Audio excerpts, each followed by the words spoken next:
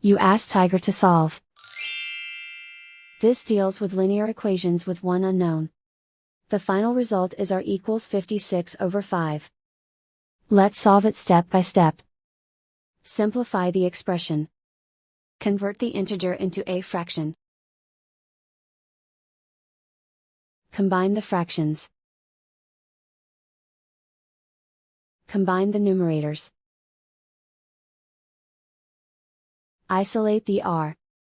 Multiply both sides by 4. Group like terms. Multiply the coefficients. Simplify the fraction. Multiply the fractions. Simplify the arithmetic. And so the final result is r equals 56/5.